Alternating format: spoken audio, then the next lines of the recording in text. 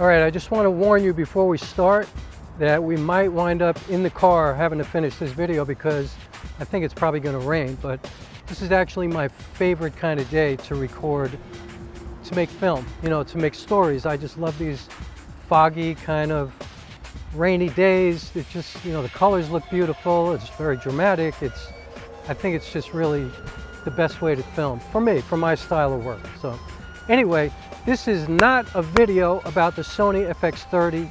It is not about the FX3. It's not about the Panasonic S5 Mark II or the Mark IIX. It's not about any Fuji camera or the Canon R5C. It's not about the new Nikon camera. It's not about any camera. It's not about lighting. It's not about gimbals. It's not about tripods. It's not about anything like that. It's not even about DaVinci Resolve.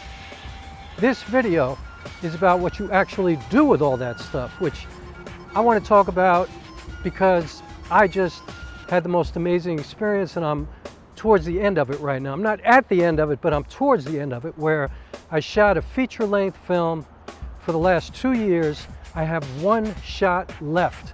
This Tuesday, I'm kind of feeling melancholy about it. By the way, I'm also using autofocus on my Panasonic S5, so who knows what's going to happen with that, but I'm giving it a shot because I didn't really have time to set anything up because I'm trying to beat the rain. But I'm at the end of this project. I've been working on this thing for like 2 years, and I just wanted to share with you. First of all, I shot it all on the Panasonic S5, the original, not the Mark II. I used two lenses for 99% of the project, which were two vintage lenses, a Minolta Telesor 28mm f2.8 and a Minolta Rokkor 50mm f1.4. Both lenses were owned by my father. I found him after he died, passed away. I found his camera bag. This was before I was even into filmmaking. I come from a theater background. I'm a theater artist. I'm a solo theater performing artist and a writer, blah, blah, all that kind of stuff. But anyway, I found this stuff and I got into filmmaking because of the pandemic. I made a feature-length film with my phone. And so anyway, I just shot this film with those two lenses. I also used the lens that I'm using now, which is a Sigma 28-70 f2.8. It's an autofocus lens. And actually the autofocus on this camera works pretty well. So just as an aside, although I don't know, you know, we'll see what happens with this video. But anyway, this was the most incredible experience. Now, my first film, I was kind of flying by the seat of my pants. Like I didn't really know what I was doing. I was just first kind of getting into it. I had a play that was supposed to open. It got shut down because of the pandemic. I decided to make a movie based on the same story, and it just started me on this new journey of my life where I just became obsessed with cameras and filmmaking. And, you know, I actually kind of entered YouTube University, as I call it, where I found all these amazing, generous-spirited filmmakers giving all this information for free. And I learned more over 2 or 3 years than I've learned in my entire life combined. Like it's incredible. Oh, by the way, I'm shooting at 35mm because I don't really use a zoom lens moving, you know, zooming in and out and stuff like that. And I kind of leave my apartment and I think today I'm going to use this like I only have a 35mm lens. Like that's kind of how I work most of the time with it, but I digress. Anyway, this project has been remarkable in that it was the most difficult thing I've ever done in my life because I wrote this script and then everything went wrong. Like it completely changed. I had other people involved. I had other actors involved. Nothing worked out. Everybody fell off. I had to wind up doing it all by myself. So it's a solo film project. I shot the whole thing by myself. I did everything by myself. Lighting, wardrobe, everything. I did everything. I wrote it.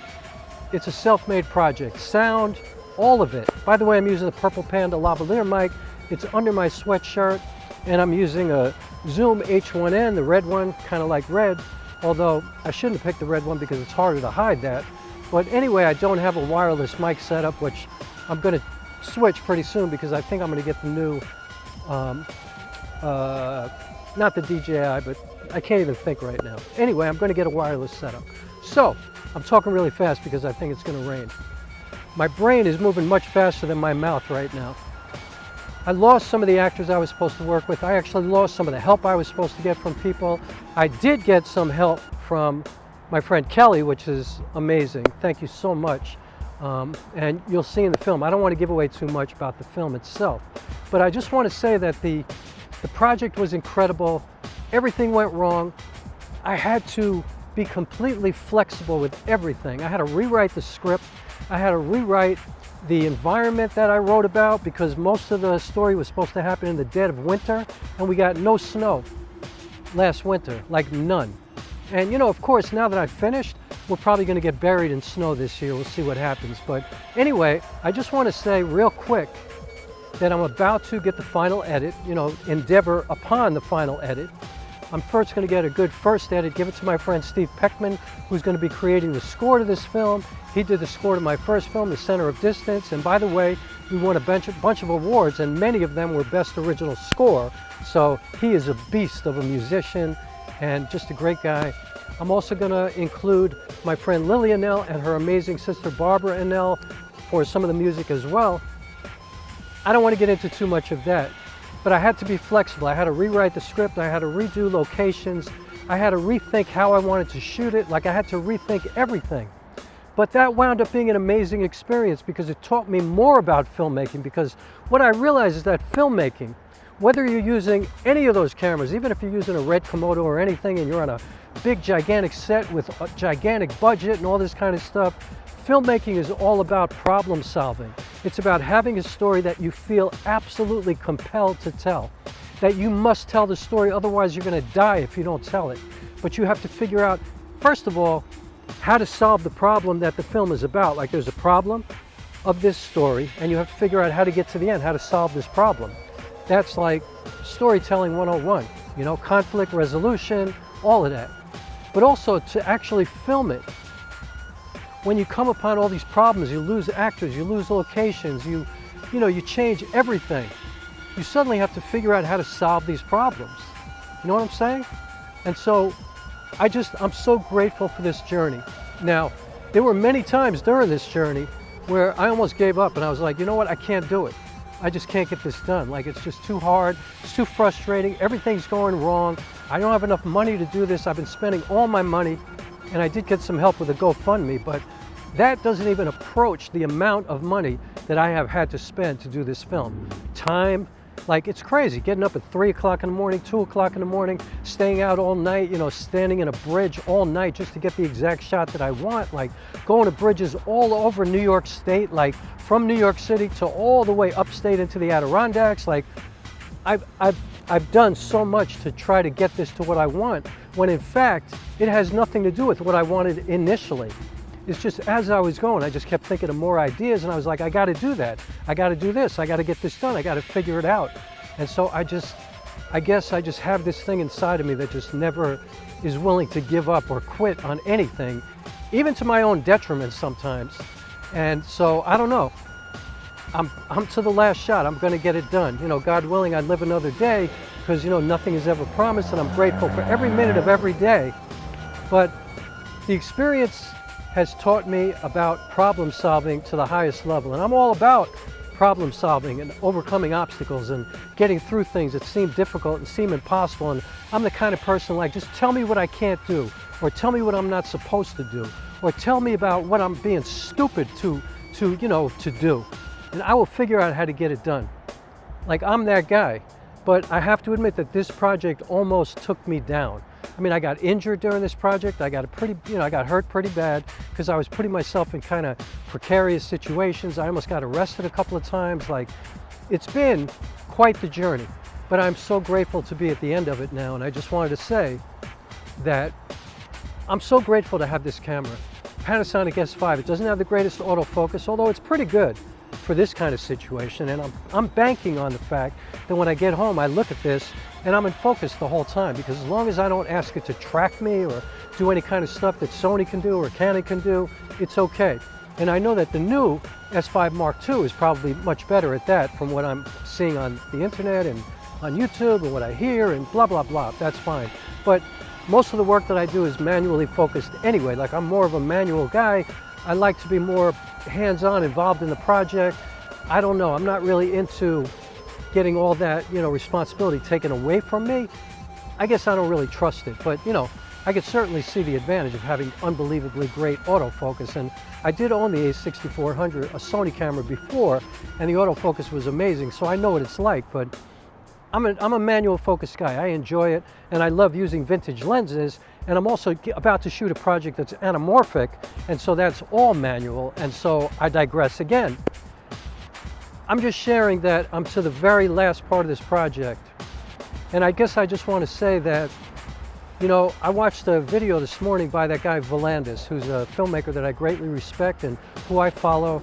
And he was talking about how, you know, are you a filmmaker or are you a YouTuber? And I just think, like, no matter what you are, no matter how you represent yourself or how you look at yourself or how you identify, no matter what equipment you're using, no matter what camera you choose to use, whatever you think is best for you, whatever lenses, whatever focal length, whether you're a photographer or a filmmaker or a, you know, a sculptor or a painter or a dancer or a musician or whatever you are.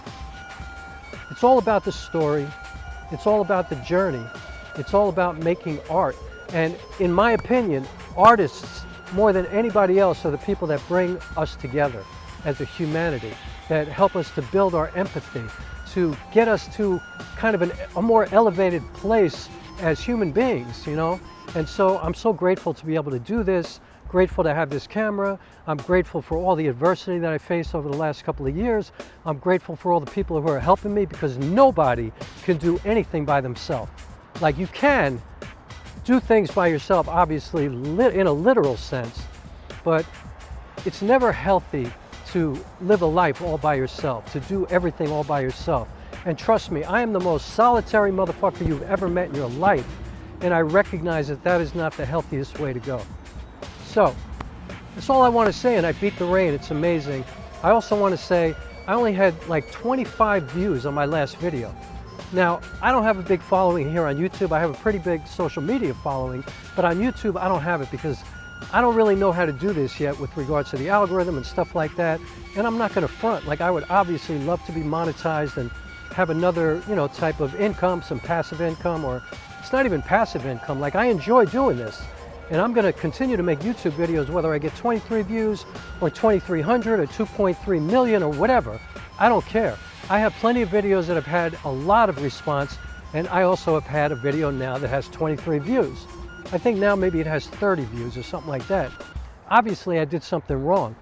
But the thing is, I find YouTube to be an incredible space to learn and also to find community.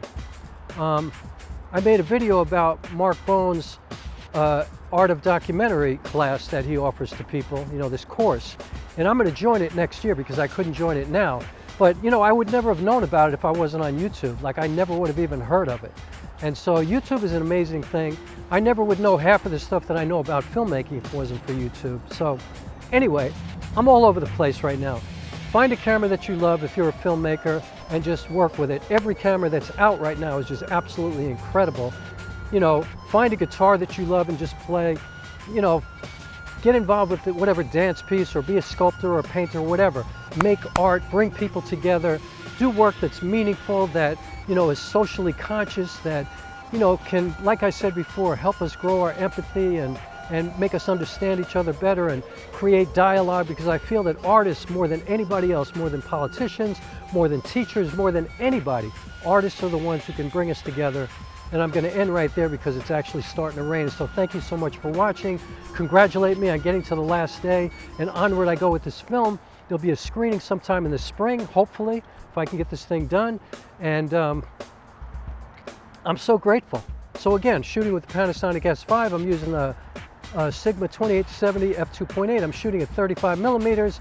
I'm shooting, I believe, at f5.6, I think, because I didn't want to completely blur out the background, but I didn't want it to look like, you know, a news show or something like that, or sports or whatever.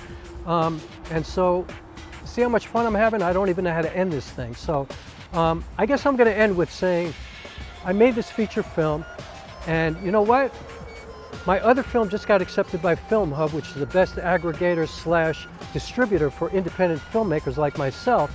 And with this one, I'm going to definitely upload it to Film Hub as well when I'm finished. But also, who knows, maybe HBO, maybe Showtime, maybe Amazon Prime, maybe Stars Network. I mean, you know, the sky's the limit. So